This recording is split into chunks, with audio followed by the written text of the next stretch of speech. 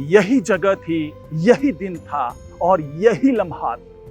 सिरों पर युगों से छाई हुई थी गुलामी की अंधेरी रात। और इसी दिन, इसी जगह हुआ था ये ऐलान कि अंधेरे हार गए, उसे मिली थी मात और हिंदुस्तान जिंदाबाद।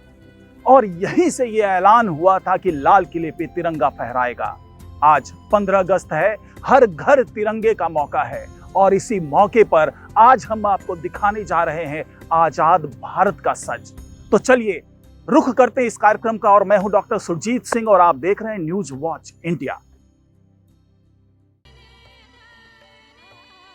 जश्न आजादी के मौके पर हर कोई जश्न में डूबा है।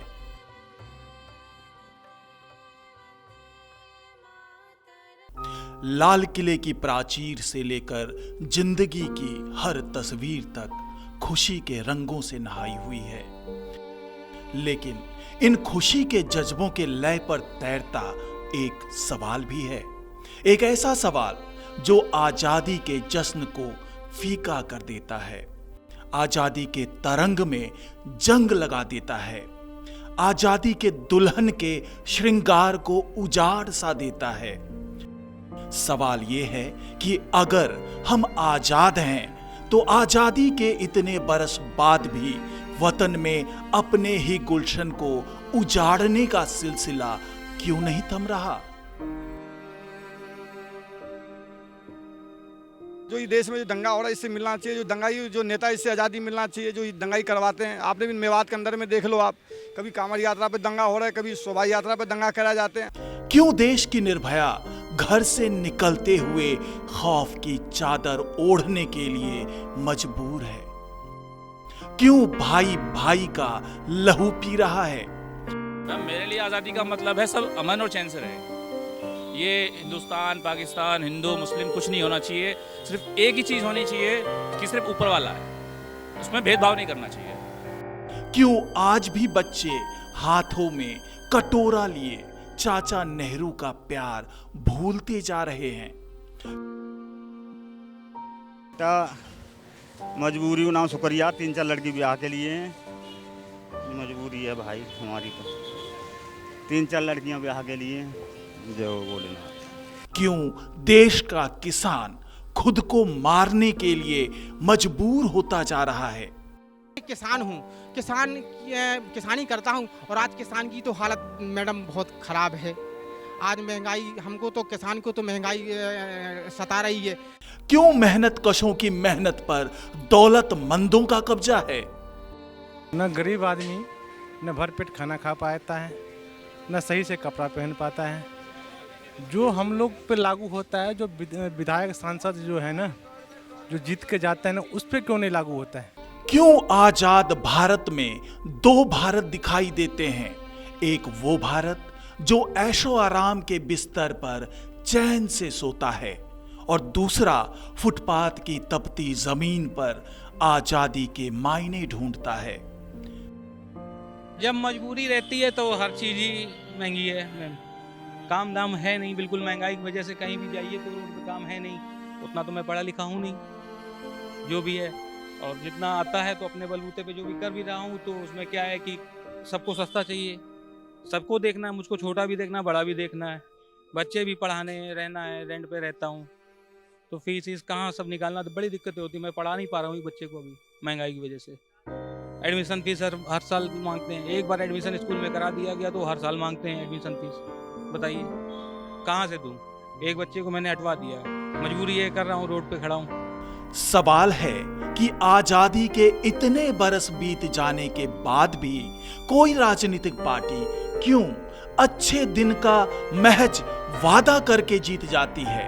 क्या आजाद भारत के लोग अच्छे दिन से महरूम थे?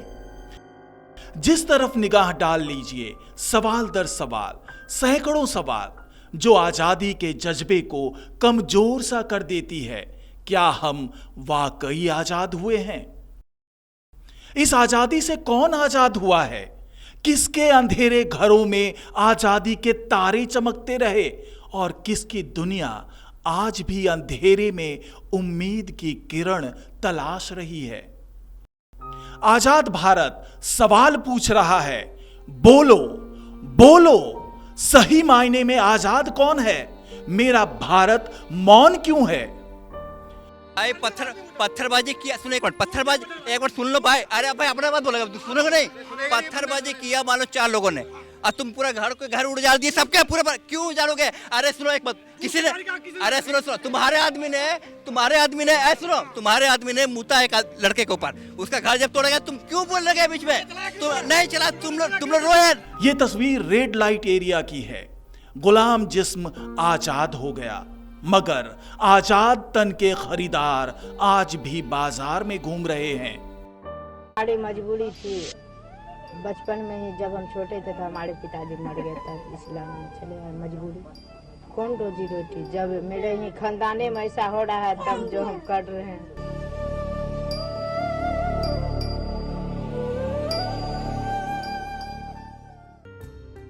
इतनी भी आजादी गनीमत है कि सांस लेता हूं और बातें करता हूं।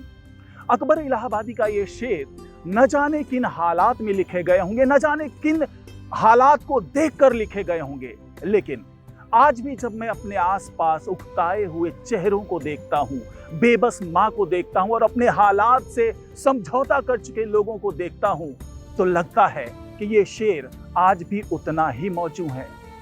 हो सकता है कि जो आजादी के सपने देखे गए थे, जो ख्वाब देखे गए थे, वो पूरे ना हो पाए हों, लेकिन ये हमें तय करना पड़ेगा कि आखिरकार जो ख्वाब थे वो अधूरे क्यों रह गए और क्यों हमारा वो सपना जो उन महापुरुषों ने, उन शहीदों ने देखा था, वो पूरा नहीं हो पाया। इस पे हमें भी सोचना पड़ेगा और आपको भी सोचना पड़ेगा। ये तस्वीरें भी अपने ही आजाद हिंदुस्तान की है, लेकिन ये तस्वीरें हिंदुस्तान और हिंदुस्तानी दोनों के लिए एक ऐसा कलंक है जिसे हम लाख कोशिशों के बावजूद अब तक मिटा नहीं सके।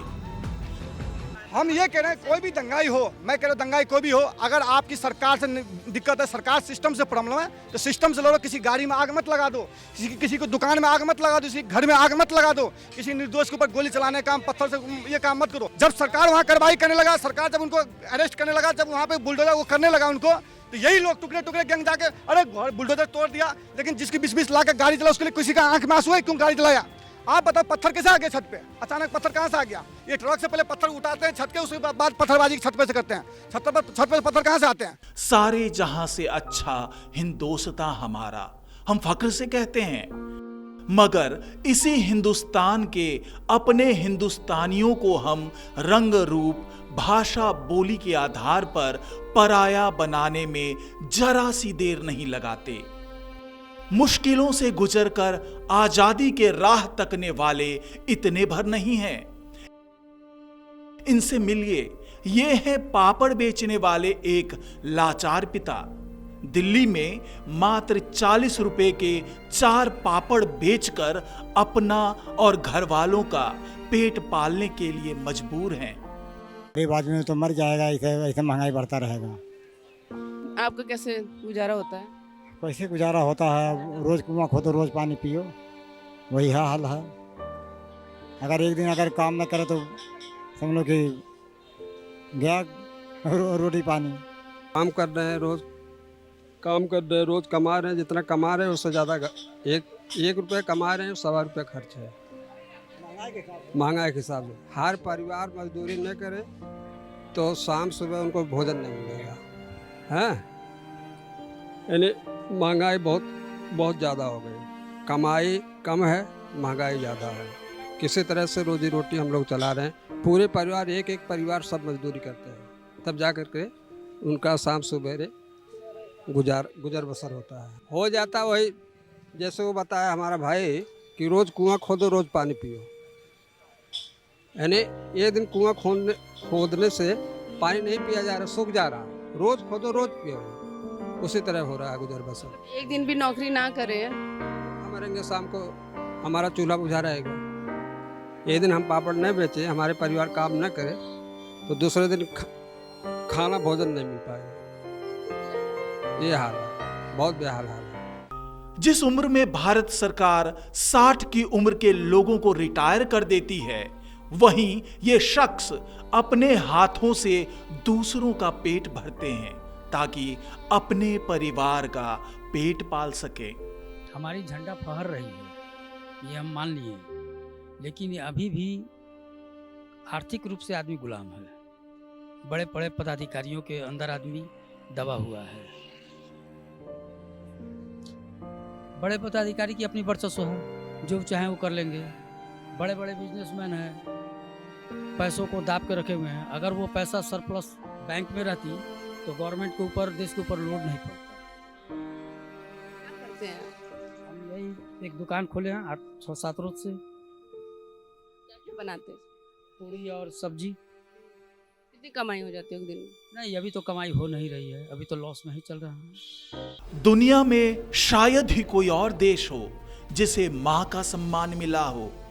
भारत माता भी है, पर क्या सिर्फ नारों में? जिंदाबाद! जय! जय! जय! जिंदाबाद! जिंदाबाद! जिंदाबाद! जिंदाबाद! अगर नहीं तो फिर आजादी के 76 साल के बाद भी हमारी मां बेटियां घर से बाहर महफूज क्यों नहीं है?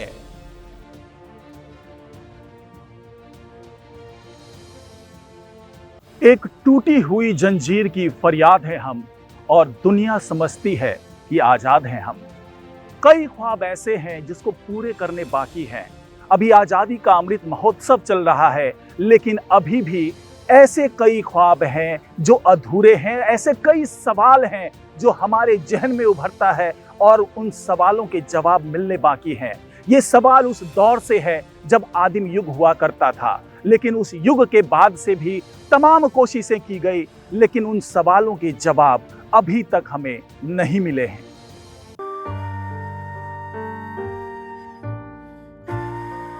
एक तो गरीबी की मार और ऊपर से आगे निकलने की अंधी दौड़ में पिसते लोग। हालत तो ये है कि जो अनपढ़ हैं वो हालात के मारे हैं, और जो पढ़े लिखे हैं उनका भी हाल माकूल नहीं है। फिर चाहे किसी नुक्कड़ पर बेचते पूरी सब्जी वाले शख्स हों या फिर यूपीएससी की तैयारी करते हुए छात्र। पूरी सब्जी बेचता हूँ जी। अच्छा, आपके लिए आज़ादी का क्या मतलब है? आज़ादी जी, हमें तो कमा के खाना। आज़ादी तो आज़ादी है, रोड पे लगाए, और इससे अच्छी आज़ादी क्या होगी जी। हम तो सारे दिन काम करते हैं, अब देश में क्या हो रहा है ये हमारी समझ से बाहर है। महंगाई तो बहुत है जी, महंगाई तो बहुत है। मतलब महंगाई से आज़ादी चाहिए? बिल्कुल चाहिए जी, महंगाई से आज़ादी। अभी आप टमाटर लेने जाओ 150-200 रुपए किलो बिक रहा। अब बताओ उसमें क्या कर सकते। परेशान मैडम, परेशान। अब एक जैसे 500 पोस्ट आती है, उस पर 10 लाख फॉर्म भरे जाते हैं, तो आप उसी से देख लीजिए कितना वो आ रहा है। परेशान ही है, हर चीज़ में यहाँ दिक्कत आ रहा है। अब यहाँ आज के दिन जो पहले तो जैसे अपन नौकरी भी अपने वहाँ लोकल में मिल जाती थी, अब नौकरी के लिए भी यहाँ पढ़ाई के लिए यहाँ आ रहे हैं, तो यहाँ रहने का खर्चा है 10,000 रुपये, तो मिनिमम रहने का कॉस्ट पड़ जा रहा है। तो कोई जो मिडिल क्लास है, किसी की तो बेचारे घर वालों की तनख्वाह है 10,000 रुपये पर मंथ, वो तो पढ़ ही नहीं सकते। वो तो चलो भगवान की दया से हमारे पिताजी और कोई थोड़ा बहुत ठीक ठाक कमाते हैं, इसलिए यहाँ आगे भेज दिया उन्होंने, सक्षम है। लेकिन जो नीचे है वो बंदा अगर ऊपर उठना चाहे तो उसके लिए तो कोई है ही नहीं लीगल। जैसे आज के दिन लेबर मान लो, पर डे क्या कॉस्ट है, शायद मेरे को लगता है 400 रुपये कितना ही होगा पर डे का लेबर का, तो महीने का 12,000 रुपये होता है। अब 10,000 रुपये तो यहाँ, यानी ऐसे भी नहीं कोई ज़्यादा हाई फाई VIP कोई लॉन्ज में एक वैसे रहे बढ़िया ही ज़्यादा PG, सिंपल PG लेगा बंदा तो भी 10,000 रुपये दिल्ली में आज के दिन, या मुखर्जी नगर में कहीं भी। अब जिसके पिताजी या माताजी जो लेबर वर्क ही करते हैं, जैसे 12,000 रुपये 10,000 रुपये होगा, वो तो कैसे पढ़ा सकते हैं यहाँ। आप कहाँ से, आप क्या करते हैं? मैं भी तैयारी कर रहा हूँ किसकी? UPSC की। गवर्नमेंट जॉब करना है तो उसके लिए आपको बताइए कितने लोग मतलब तैयारी वगैरह करते हैं। और प्राइवेट सेक्टर में ये है कि जो कॉलेज वगैरह से जिसका प्लेसमेंट वगैरह होता है, तो काफ़ी लोग प्लेसमेंट में प्राइवेट जॉब ले लेते हैं, जो सेटिस्फेक्शन है कि हाँ थोड़ा बहुत कमा के अपना खर्चा चल जाएगा।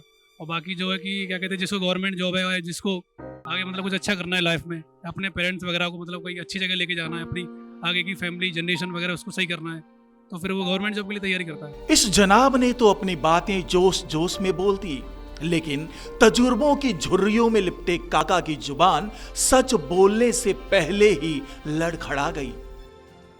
नहीं, सब देश अपने आर्थिक हिस्से से मजबूत है, कोई किसी को कमी नहीं है। बहुत मुमकिन है कि गुलामी की जंजीरों को तोड़ने के जोश में हम आजादी का मतलब ही गलत समझ बैठें।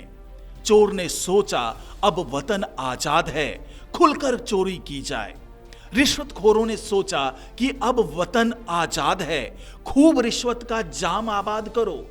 काला बाजारी करने वालों की सोच की भी जैसे मानो लॉटरी लग गई हो। हर कोई अगर अपने अपने हिसाब से आजादी का मतलब निकालने लगेगा तो आजादी का मतलब ही काफूर हो जाएगा।